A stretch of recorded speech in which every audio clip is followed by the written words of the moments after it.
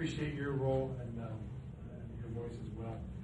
As you see, people are coming and going, Congressman coming and going. We have invited and expected Senator Cruz to be here, along with Representative Riley Moore and Chris Smith. We've been informed that they probably are not going to make it. They haven't made it already, so they apologize. But they have great staff. You can reach out to them. If you need context, we'll help you with that. They listen and they relate everything you're sharing to them, and they want to hear what's going on. Especially now, as Commissioner Ferguson has mentioned, we're weighting the recommendations to the Nigerian government based on the CPC designation. So there's still time. We believe this week, maybe early next week, they're going to make critical decisions on what's happening next in Nigeria. So appreciate that. Next, we're going to have a human rights lawyer, voice, advocate, nonprofit leader from Yelwata, Benue State, Frank Uto.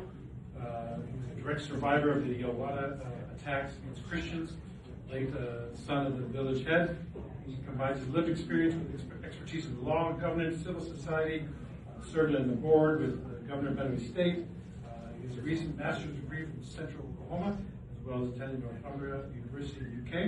His Catholic faith compels him to advocate globally for human rights and action to stop atrocities.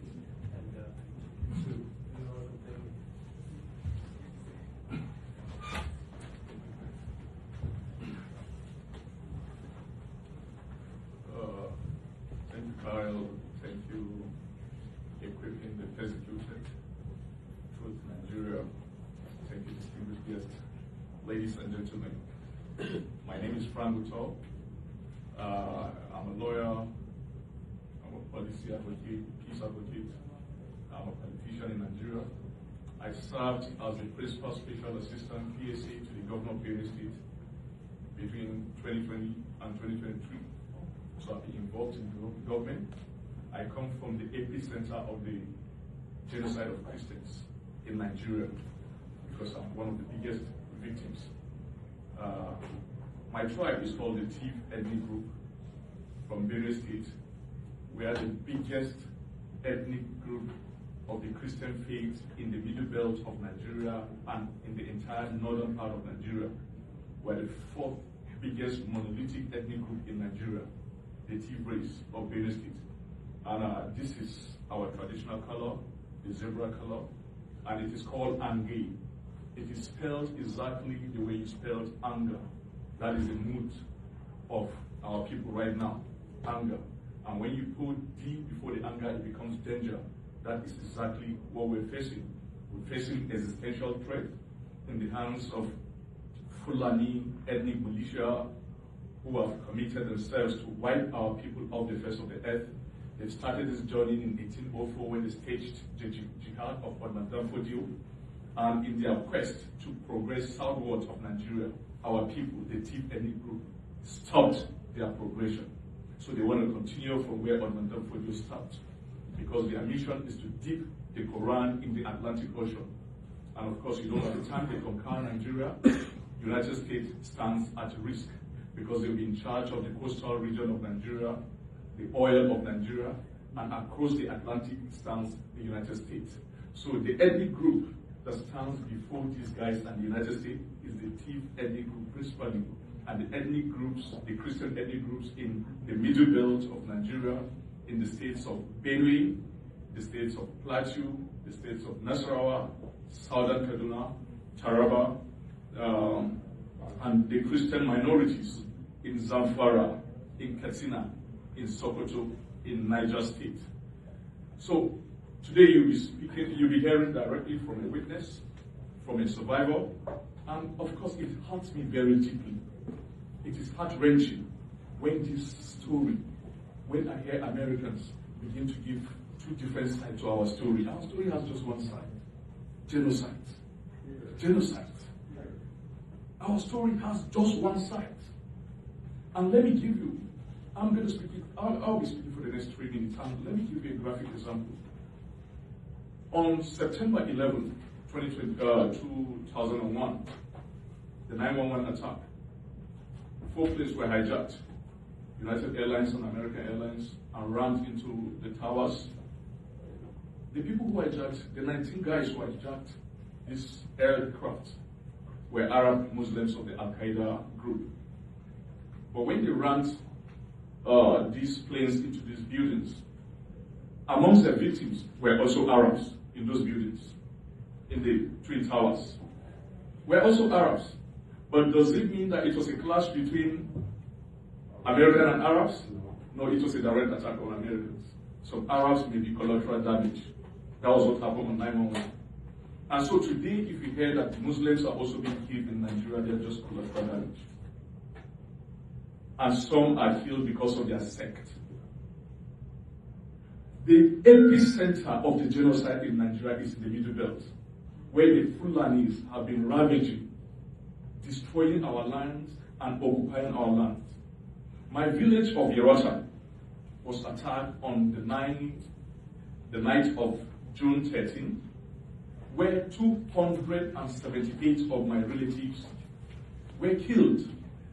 Among these are my nephews, my nieces, my siblings, my uncles, my aunties. When Ralimo went to Nigeria and met the woman whose husband was killed and 5 of her children, that's my cousin. That's my cousin. So these are not just numbers. These are not just disposables or expendables. These are family relatives. For every number you heard in Nigeria, these are my cousins. These are my siblings. As I talk to you right now, my father's youngest son, my youngest sibling, is just 3 years old. He's in the IDP camp. And this morning, he was fed with just a pack of noodles. They were given a pack of noodles, 4 of them, to share a single pack of noodles, 4 people. A single pack of noodles. My direct sibling, youngest sibling, is 3 years old. My father's 2 wives are in the IDP camp because my father was polygamous. I have 13 siblings. They are all in the IDP camp. My father was acting in local parentage to the children of his dead siblings. So he was a father to about 42 other kids. They are all in the IDP camp. My father was the village head of Yerota, the village which was the epicenter of the June attack. The worst attack in the history of the world in 2025, where 278 people were killed in a single night. It never happened anywhere in the world. It happened in my village, my community, my own relatives. So, I am the final authority in exactly what is happening, not the Nigerian government. We do not believe they will tell any other side than the side they've been saying. Because many of them are the enablers of what is happening. And now today, instead of the Nigerian government to focus on solving this issue, they are spending millions of dollars of unbudgeted funds, taxpayers' money, for optics to the lobbyists. That is exactly what is happening. That money could have solved the issue. The $9 million could have solved the issue of what's on ground. And returned, as they continue to launder their image, our people are still in the IDP camp with no plan for them to go back home to their ancestral lands. Their ancestral lands are right now in the hands of the Fulanis. Finally, as I conclude, this same morning of today in Nigeria, 2 of my kinsmen from a neighboring community called Daudu, 2 of them, Teketi Ashwa, 46 years old, and Aledi, 44 years old, were arraigned in the Federal High Court Abuja today for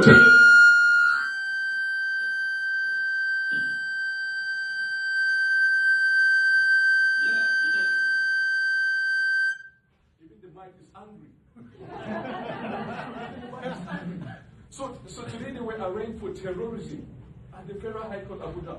What is their offense?